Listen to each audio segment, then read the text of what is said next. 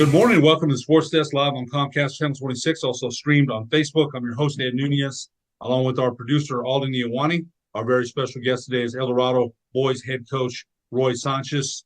Coach, welcome to the program. Hey, thanks. Thanks for having us. You guys do a great job. I've seen a lot of the podcasts. Good job. Well, it's we go back such a long way. You mentioned to me 31 years, three-time state champions, 2004, 2005, and 2012. Known you for a very, very long time.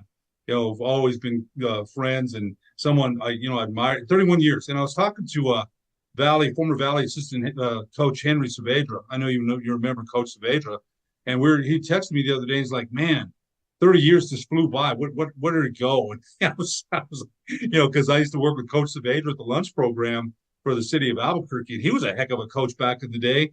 Petey Gibson had talked about that on our Global Legends podcast that we're doing. So, Coach, I want to talk about your early career, and we're going to talk about your version of the three-way logjam in your district for a tie.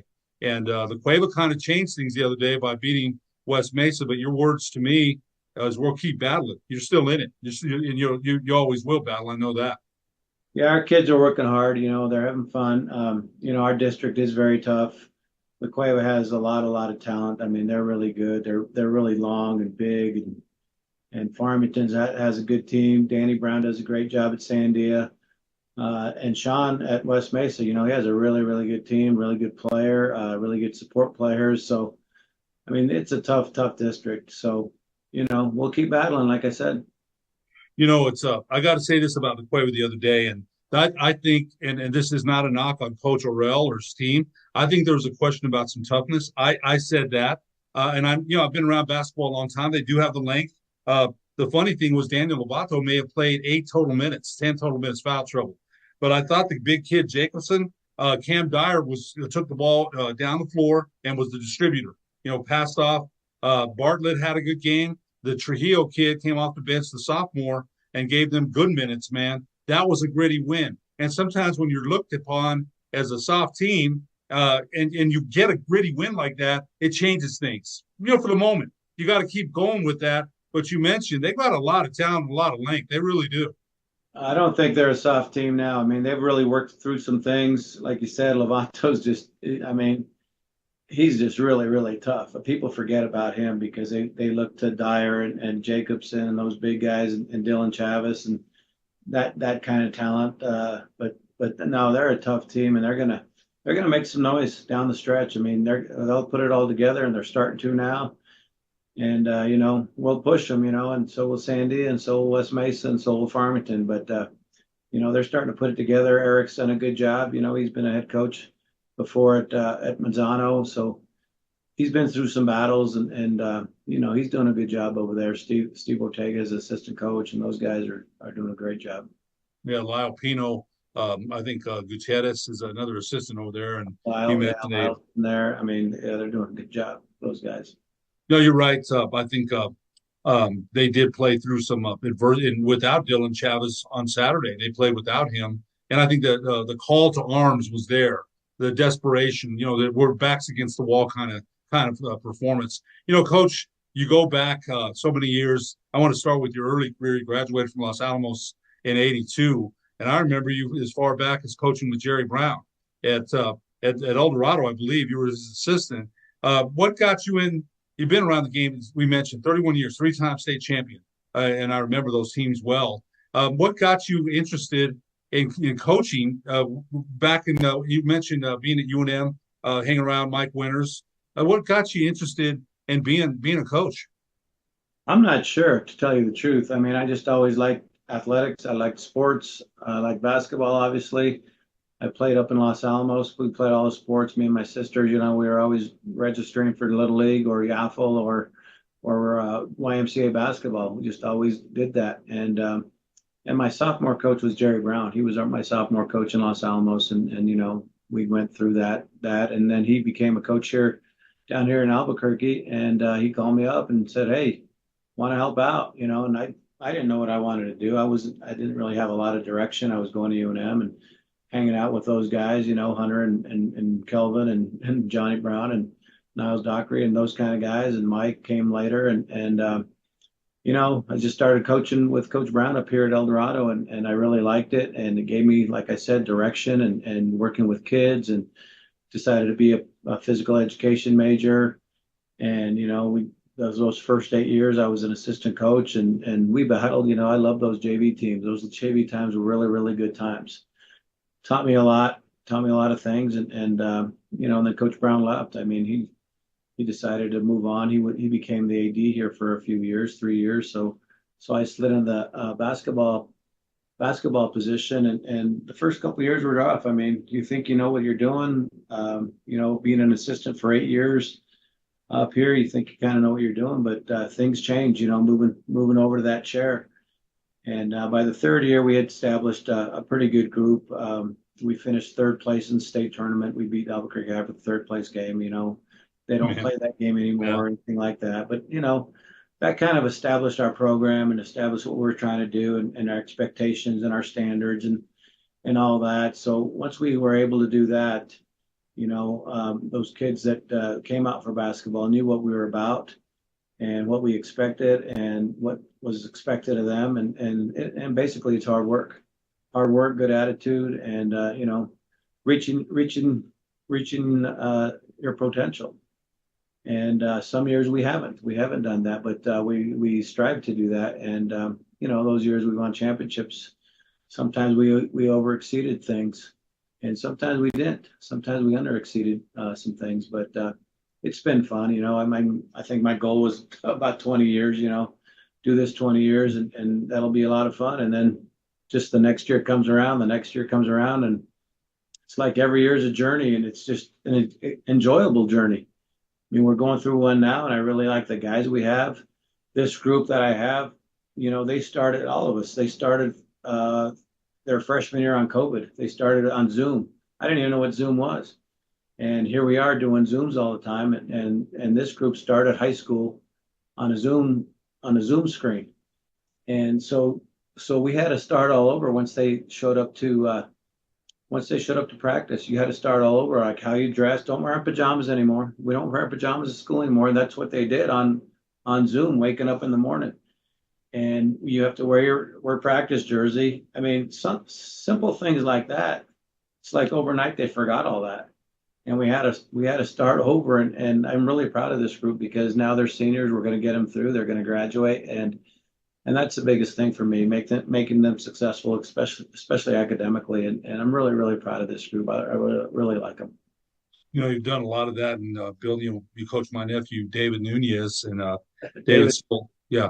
David's great. He was a state champion, and he was great. He's a great kid. I remember when you put him in when he was a sophomore against the Cueva. I remember I was like, oh man, I told my older brother Danny, who was a heck of a player himself, man. My older brother was really good.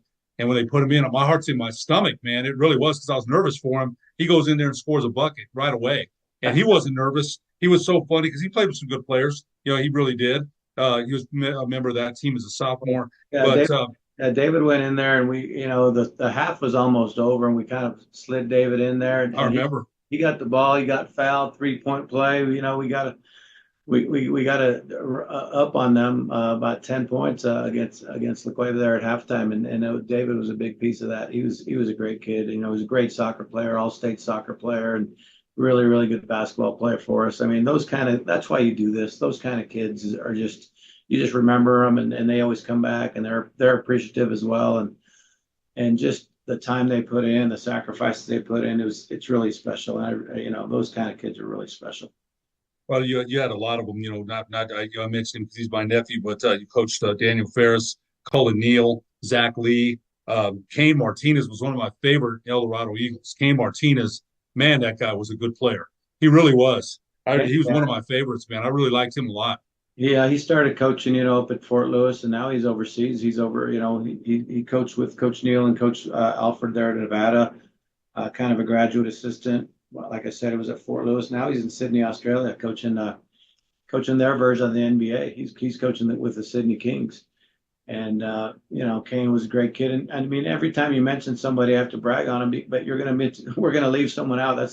That's kind of the problem, and it's too bad because there's been so many. I mean, in 31 years and stuff, just so many special kids. And even that first year, a lot of those guys will text me, Happy Father's Day, or you know, the whole deal. Merry Christmas, Happy Thanksgiving. I mean, it's just great. Those memories are just so much fun. And you know what? I look at you and you got 10 more years if you want. And yeah, it's up to you. Yeah, I think, because you're still young, and we say that, right? Year to year, right? We say that. Coach Rodriguez, who's a very good friend of mine, Ray Rodriguez, I think I asked him the other day, how's it going, man? I love Ray. Ray and I grew up together. He's 2 years older, but man, he loves it. And then he went back to work at Laguna. He's like, I'm like, I thought you quit, man. Yeah. But he can't get it out of a system. You just never let it go. Me and Ray are also really good friends, and Joe Coleman left, and Adrian Ortega doesn't coach anymore, and Willie Owens doesn't coach anymore, and just really, really good friends that left, and you miss them. I do. I miss those guys, and Coach Castillo and those guys that just you coach there against them forever. And I keep in touch with Joe a lot, and Ray some, and Adrian, of course, but that was a lot of fun because we were all good friends. Sean's still around and Wally's still around there at Rio Rancho, but just a lot of good friendships you make. I mean, we have an old saying, and we got together. I mean, those guys, we always got together during snow days. People don't know, a lot of people don't know this, but when it was snow days, me and Joe and Wally and Adrian and Sean, when our kids were little, we'd go take them to the bowling alley because we couldn't practice. We could never practice. So we got along so well, and it was so much fun when those guys were coaching, and just the battles. And once the ball goes up, here we go. Let's go. And you probably refereed a bunch of those games. I did. We got after each other, but afterwards we were really good friends. It's funny. We interviewed Coach Coleman on Friday with the Valley Academy game, and he's so funny, man. I mean, the guy was the loon bird on the bench, right? And I say that affectionately because everybody has their own style. I never took that stuff personally, man, not ever.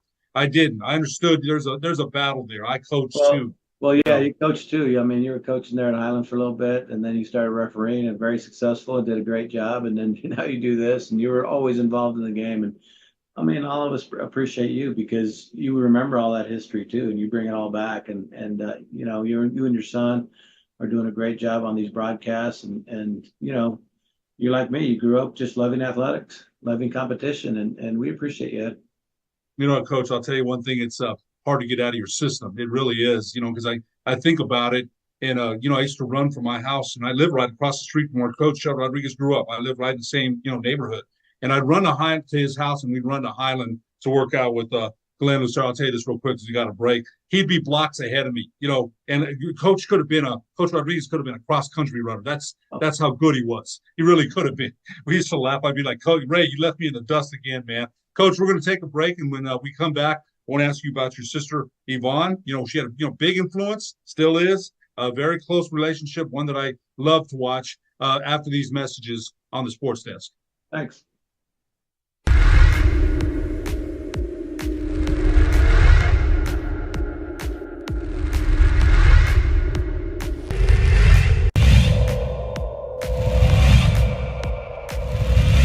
There's a 3-ball, that's short. Rebound, Renfro had it poked away, gets it back, 3-on-2, Renfro all the way. You're not going to step in front of that. That's a business decision.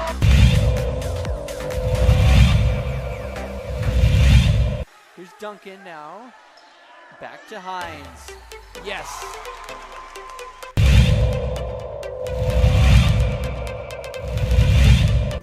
Comes in averaging just over 6.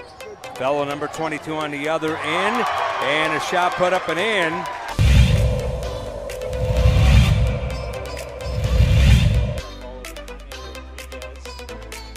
Royland bangs it home. Royland Ramirez smashes that one home. Rosen broke with a shot. Boom! Right through the goal of Royland Ramirez.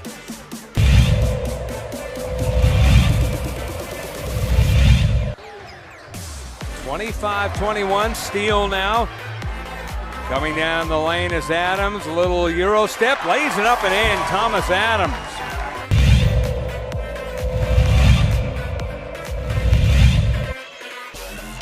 Outside to Ortiz with the long 3, yes.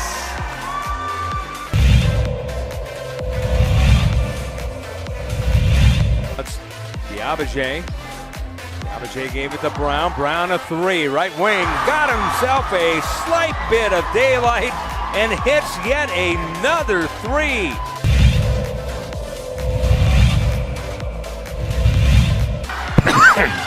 Marquise almost lost the dribble. Then he sees the paint. Open up. Well, what athleticism, huh? What balance.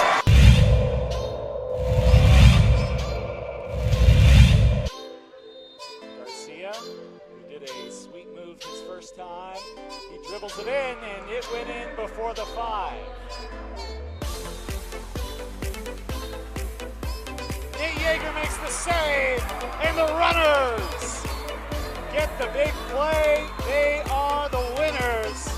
First win of the season comes at home in shootouts.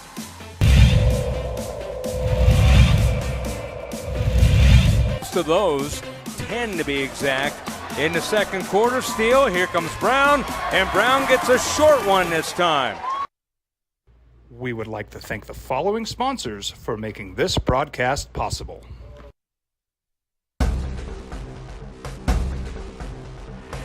A burglary takes place in the United States approximately every 15 seconds. International Protective Service is your answer for commercial and residential security in all of Albuquerque. IPS will work with your monitoring company for fast, reliable response times. You can rest easy knowing you, your family, or your company is watched over by International Protective Service. Call International Protective Service today. Well, I'm going to the frontier, walking to the cashier, order up a root beer and a number 1. Cover it with green stuff, 1 scoop is not enough. Find a booth is real tough, back by the Duke. Meet my family, meet my friends in the quirkiest restaurant I have ever been. All of Albuquerque's favorite spot, it's the Frontier Restaurant. The Frontier Restaurant is a proud supporter of ProView Networks.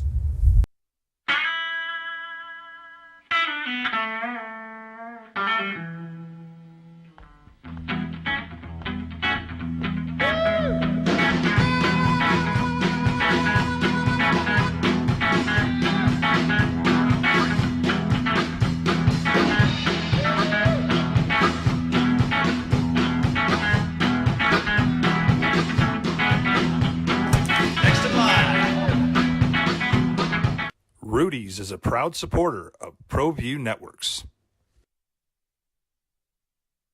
On Comcast Channel 26, also streamed on Facebook. I'm your host, Ed Nunez. Our very special guest this morning, El Dorado Boys head coach Roy Sanchez, a longtime friend of mine. And one thing that you did for me when I started out reffing, I'll never forget it. You wrote a letter to the NMAA saying I just, needed to get more games. I got them, and that was a great thing that you did, man. I never forgot that. You've always been that kind of guy trying to help people and encourage people, man. And, as a referee, you didn't always agree with my calls, and I didn't always agree with the way, and that's okay, though. We're still, it was never personal. You got to battle for your team. I always understood that. Right. It was never personal, man. I never looked at it like that. We're going to get to your roster here in a minute, but I do want to ask you about the Coach Sanchez, Yvonne Sanchez, who, dang, we love her to death, man. What a great lady, still coaching. Helped you for a while. It must have been a dream for you to coach with her. When we had her, what's that?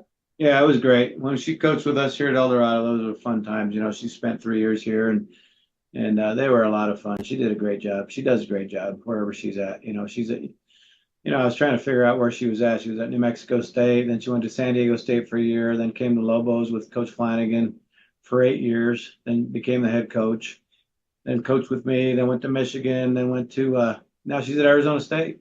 So it's like when you're in college, boy, you're moving all over the place. And I'd be the one moving her, getting the U-Haul and bringing her stuff, taking her dogs all the way to Michigan and back. Crazy, but fun times. You've always had a really close relationship with her. I got to tell you a funny story. We interviewed her at halftime maybe 2 years ago. And I think you had just gotten a tee, and she was so mad, because, she's going to defend you, man. I get it. I do. But she was professional, right? I love Coach Yvonne, man. When she worked with us as a color commentator, I learned stuff. Man, I was like, she's one of the best there is. There's no question about it. But when we interviewed her that day, it was so mad, but still trying to, said, "Hey man, don't mess with my brother," in a way, And I she's don't know. gonna, Sometimes, yeah, sometimes she'd get mad at me when I get a technical. When she was coaching with us, she goes, "Quit yelling at that girl. She quit yelling at that referee." And she'd get mad at me. So it's like, "Oh yes, ma'am. I won't do that anymore." But like you said, though, she knows the game inside and out. She knows, she threw a bunch of plays in when she coached with us, and then when she does broadcasting, she's such good friends with so many people. Debbie Antonelli has showed her the ropes from ESPN, and they're like really, really good friends. And she just does that. She gets along with everybody and meets everybody and hangs out with everybody. And that's just kind of who she is. She's just so outgoing. I mean, so much more than me, which is really cool, and just knows everybody. Just knows everybody in the game. Just amazing. Mike Brown at Sacramento. I mean, he offered her a job. I mean, people are offering her jobs, and she just, I'm tired of moving her. I said, I ain't moving you there. So it's pretty cool just how many people.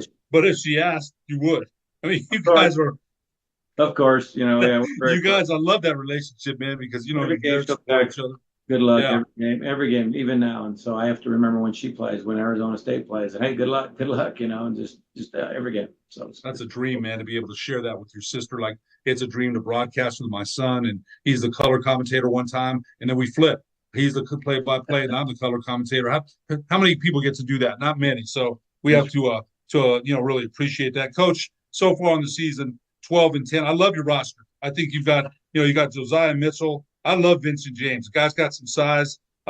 Josh Jackson, you've got 6'5", 6'4", 6'1". You mentioned the district, and it's a tough one. And you've got we mentioned tomorrow night. You've got Sandia, Farmington, West Mesa, and La Cueva left. And you told me you're gonna keep battling. But tell us a little bit about this. You've had some good wins. You beat Farmington, good win.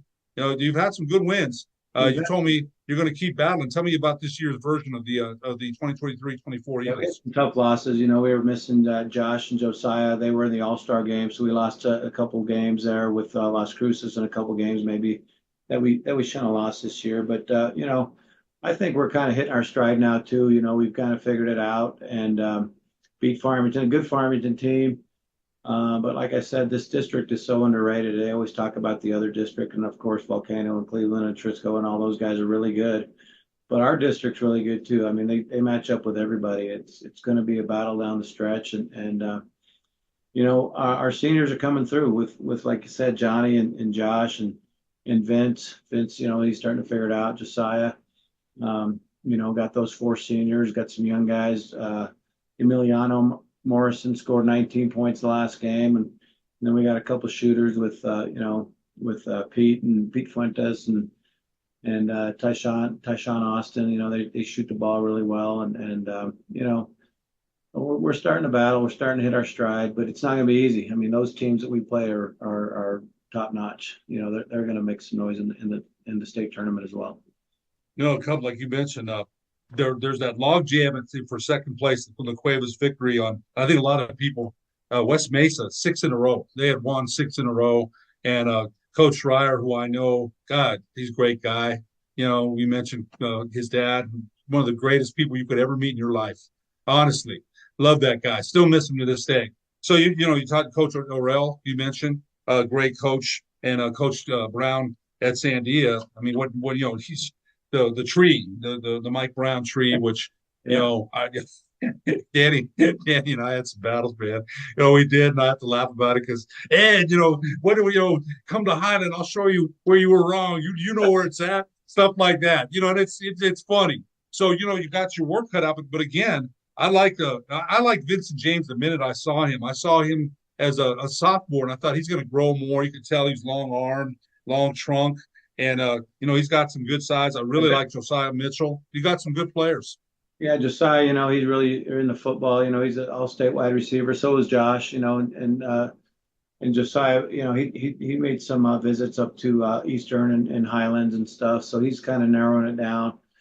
So is Josh, with New Mexico military, maybe football, maybe basketball down there.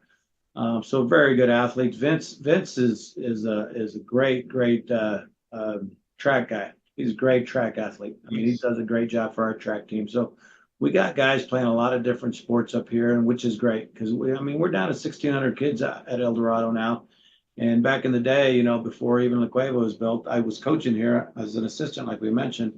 And it's just gone through different times now. And now we're, the East Side's not as popular as the West Side. You know, the West Side, you know, with Cleveland and Rio Rancho and Volcano and even West Mesa and Atrisco. I mean, that's where the population's kind of headed towards right now. So we've got to battle. I mean, we just got to keep battling every night and putting these guys together, letting them play different sports, letting them compete at different sports at a high level. You know, and like I said, it's just really fun to go to pro. From El Dorado back in the day, but things have changed. You're right. People, Cleveland, Volcano Vista, Trisco Heritage, a lot of people have moved to the West Side. So it's definitely changed with numbers. I think one of the things you mentioned that was fascinating to me was COVID. It changed everything. And, you know, you having to talk to the kids about coming to practice, you know, and it changed in a year, just 1 year. 1 year. Amazing. You know, I mean, we were only allowed to practice with 4 guys at a time. You know, I had those students totally forgot about that. And they had masks on. I still have video of that, our practices, just because I couldn't believe it. You know, I mean, what's going on here? And it was just one of those things, a pandemic, you know. And like I said, these senior kids have battled through it. They started their high school career on Zoom, you know, it was hard to learn, hard to teach. Some teachers didn't know how to teach like that, you know, math and science and English. And, you know, we had basketball class online, and I'd say, go out to the front yard and, you know, make some baskets and do some dribbling drills and, you know, do some push-ups, sit-ups, trying to stay in shape. And wow, I'm so glad we got through that. And it was just different times. I mean, some games we had 5 guys, we'd have to steal guys from the JV, and the JV was across town playing another tournament. And I called my JV coach and I said, send them to the varsity game because 2 guys got COVID, you know, and so we play with different guys. And it's just, I'm so glad. Hopefully we got through that forever. You know, it was just amazing time. You know, it's funny because I remember talking to Coach Rodriguez at that time and about, you know, whether the kids were going to be allowed to play or not. And they were, and you know, the NMA did the best they could to navigate through this. Yeah. Everyone says you should do this, you should do that. What should you do in a worldwide pandemic? We really didn't know. Nobody knew, right? And everybody could say, well, this and this. Hey, it was a real thing. I know some people that passed away from it. And one friend of mine is still sick to this day, has to use oxygen. It wasn't a hoax. It was for real. So I think, you know, it made those kids that they went through it, they'll never forget it. You know, the next pandemic, I won't be around if there is one, because they say, you never know though. It comes every 100 years, but you never know these days. You never know. You never know. And like you said, I'm glad we got through it, and all of us know people that passed away from it. It definitely was a real thing, and we were trying to keep everyone safe as we possibly could. We were rubbing down the basketballs, cleaning them up, and making sure everyone had the masks on. And like you said, NMA did a great job letting us play a few games. I think we played 7. A lot of teams played 11 or 12 games. You know, football team only played 3 games, but at least kids got to compete a little bit. I really feel sorry for those seniors that year. You know, our guys almost just gave up. They're like, Coach, I don't know if we're going to play. I think we're going to move on. We're going to start doing other things. I said, hang in there. Hang in there. You know, you'll never forget these times. And sure enough, you know, that's what I called it. I called it May Madness. You know, instead of March Madness, the state tournament was in May, and we're just trying to get to May and get some games going and get into the state tournament and those kinds of. They only took a few teams, but you know, just an experience, I guess. And you live from experiences, and you grow from experiences, and those kids come around a lot too, still watch our games and stuff, and they miss it because they didn't really get a full season. But that's life. Life's so, you know what? Sometimes not fair. It really is. You're right. It really it's a tough one, man. I got one more question for you, and then we're gonna let you go. Thanks again so much for joining us. You know, I can't believe I haven't had you on, man. You know, I'm sorry. I apologize for that, but I'm glad we got you here today. Tomorrow night, Sandia, they present a lot of challenges when they're rolling downhill. Coach Brown has got them. You know, West Mesa put it to them pretty good, 87-66. You know, Espinosa for West Mesa, I had like 7 threes that night. But Coach Brown's got a good squad. What kind of challenges do they present for you tomorrow night? Well, they just like to run. They just like to throw it up the court and get shots off, get as many shots as they can. You know, sometimes they start 2 8th graders, you know, Coach Brown's son and another little point guard. And those guys are extremely, extremely good shooters. You can't forget about them. You got to stay in front of them. You got to get back on defense. You got to get in front of those kids, and then you got to box out and get the rebound because they get a second shot, they're going to burn you. You can't be sloppy with the ball because they're going to burn you. They were up 10 points the other night against Farmington, 30-20, with about less than a minute left before halftime, and they hit 3 straight threes to cut it to 1 before halftime. I mean, they stole the ball, hit a 3, stole the ball, hit a 3, and it was just like that. So they're lightning. That Thomas Adams kid's just a really, really fantastic player as well. You know, and we played him a couple times, so you know we're gonna have to go battle them down there at their place. And you know, our guys have had some good practices this week, so I think we're focused and I think we're ready to go. I'll tell you what's up, Coach Brown's son. That kid was pulled from the parking lot. I've texted Danny after a game. I'm like, wow, that kid is not afraid of anything, and I love it. I like to see that. El Dorado Boys head coach Roy Sanchez, thank you so much for being our guest on the Sports Desk, and we wish you the best of luck tomorrow night and the rest of the season. Thanks for having us, and thanks for doing these shows. They're great, and thanks for sharing them. And then you guys do a great job. Appreciate it, Ed. Thanks so much, Coach. For producer Alden Iwani, I'm Ed Nunez. We'll see you in 2 weeks on the Sports Desk.